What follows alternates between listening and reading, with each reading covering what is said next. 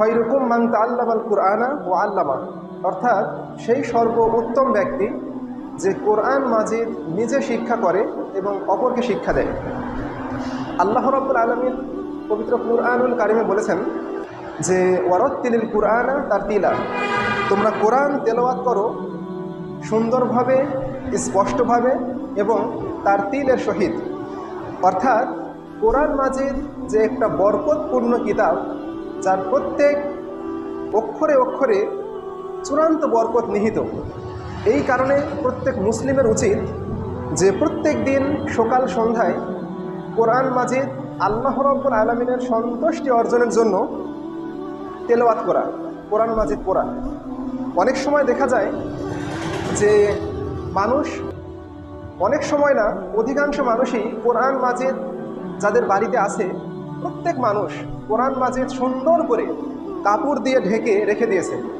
আর যখন রমজান মাস আমাদের সামনে উপস্থিত হয়, তখন মানুষ এই কোরআন মাজিদ পড়ে এক মাস। এরপরে কোরআন মাজিদ মানুষ তুলে রেখে দেয় তাকে। এরপরে মানুষ দিনে একবারও কোরআন পড়ে না, সপ্তাহে একদিনও কোরআন পড়ে না। এমনকি অনেক মানুষ আছে যাদের সংখ্যা বর্তমান সমাজ ব্যবস্থায় অনেক বেশি, মাসেও একদিন কোরআনে হাত দেয় না, প্রত্যেক রমজানে খালি কোরআন পড়বে। তো এই মানুষগুলোকে বলা হচ্ছে যে এই মানুষগুলো স্পষ্টই গোমরাহির মধ্যে অবস্থান করছে। অর্থাৎ কোরআন আল্লাহ রাব্বুল আলামিন আমাদেরকে দিয়েছেন কোরআন মাজিদ তেলাওয়াত করার জন্য, অর্থ বুঝে শুনে তেলাওয়াত করার জন্যই কোরআন মাজিদ আমাদেরকে দিয়েছেন, যেন কোরআন থেকে প্রত্যেকটা পদে পদে আমরা উপদেশ গ্রহণ করতে পারি। দেখেন, কিন্তু আজকে সমাজ ব্যবস্থায় মানুষ এই কোরআন থেকে দূরে, বর্তমান সমাজ ব্যবস্থায় মানুষ হাদিস থেকে দূরে, বর্তমান সমাজ ব্যবস্থায় প্রত্যেক মানুষ অসৎ কর্মের সাথে জড়িত। কেন? একমাত্র কোরআন মাজিদ তেলাওয়াত না করার কারণে। দেখেন, কোরআন মাজিদ যে একটা বরকতপূর্ণ কিতাব, এর জন্য আল্লাহ রাব্বুল আলামিন কোরআনের অসংখ্য জায়গাতে অগণিত উদাহরণ দিয়েছেন মুসলিম উম্মার জন্য, যেন তারা সতর্ক হয়, কোরআনের বরকত যেন তারা বুঝতে পারে, কোরআনের পবিত্রতা যেন তারা বুঝতে পারে, কোরআনের স্বচ্ছতা যেন তারা উপলব্ধি করতে পারে। কিন্তু মানুষ আজকে এই কোরআন থেকেই দূরে, যেটার মাধ্যমে, যেটা তেলাওয়াত করার মাধ্যমে, যেই কোরআন অনুযায়ী দেশ প্রেজেন্টেশন করার মাধ্যমে, পরিচালনা করার মাধ্যমে একটা জাতি সারা বিশ্বের মধ্যে উন্নতি জাতি হিসেবে উন্নতির চরম শিখরে উঠতে পারে একমাত্র কোরআনের বিধান বাস্তবায়ন করার কারণে। কিন্তু যখন কোনো জাতি কোরআন পড়ে না, তখন সেই জাতি হয়ে যায় মেরুদণ্ডহীন এক জাতি। অর্থাৎ এই জাতি জীবনে কখনো তার মাথা উঁচু করে কথা বলতে পারবে না। অর্থাৎ এই জাতিকে সারা জীবন মৃত্যুর আগ পর্যন্ত দাসত্ব বরণ করতে হবে।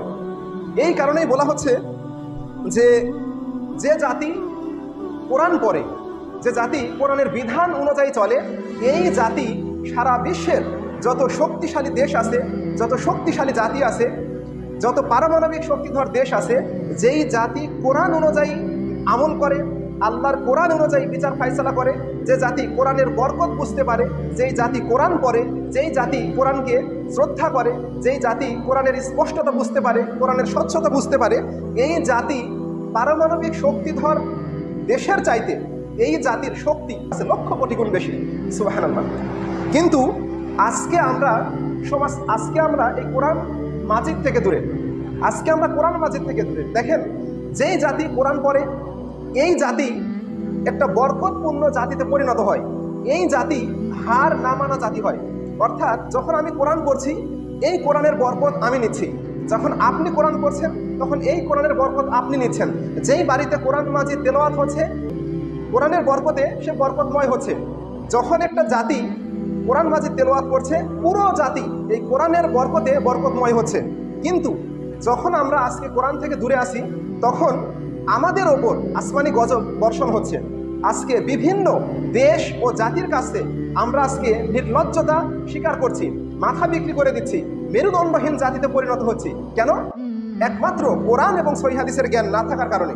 দেখেন, বর্তমান সমাজ ব্যবস্থায় মুসলিমদের যে অবস্থা, মুসলিমদের প্রত্যেকটা জায়গাতে শুধু কোরআনের বিধান বাস্তবায়ন না থাকার কারণে আজকে মুসলিমরা নিষ্পেষিত একটা কুলঙ্কিত জাতিতে পরিণত হয়েছে। বেশ কিছুদিন আগেও এই বাংলার মাটিতে আপনি কথা বলার স্বাধীনতা পাননি, আপনি যে কথা বলবেন এই বাক স্বাধীনতা আপনি হারিয়ে ফেলেছিলেন। আপনি বাড়িতে কি কথা বলছেন এই ভয়ে আপনি তটস্থ থাকতেন যে না জানি এই কথা শুনে আমাকে না জানি রাতারাতি অ্যারেস্ট করে নিয়ে যায়। তো আল্লাহ সুবহানাহু ওয়া তাআলা যে তার চূড়ান্ত দয়া, তার রহমত, তার চূড়ান্ত বরকত দিয়ে আমাদেরকে একটা অত্যাচারী স্বৈর শাসকের হাত থেকে রক্ষা করলেন। কিন্তু প্রতিফল হিসেবে অনেক মানুষ আছে যে মুখ ফুটে একবারও বললো না যে আলহামদুলিল্লাহ। তার মানে এই মানুষটা হচ্ছে ওই স্বৈরাচারী শাসকের চাইতে লক্ষ কোটি গুণ বেশি খারাপ। আমি আপনাকে বলতে চাচ্ছি, যে কোনো সময় যে কোনো অবস্থাতে যখন আপনি কোনো একটা খুশির সংবাদ শুনবেন সাথে সাথে বলবেন আলহামদুলিল্লাহ। তার মানে কি, আলহামদুলিল্লাহ বলার কারণে আপনার আমলের পাল্লাটা আল্লাহ সুবহানাহু ওয়া তাআলা পরিপূর্ণ করে দেয়। আলহামদুলিল্লাহ। কিন্তু আপনি আজকে যত খুশির সংবাদ শুনেন, ভাই কেমন আছেন, আছি, মানে আপনি একটা জালেম মানুষ। আপনি আল্লাহর শুকরিয়া কখনো করতেই চান না। আপনার মুখে ইবলিস শয়তান তালা মেরে দিয়েছে।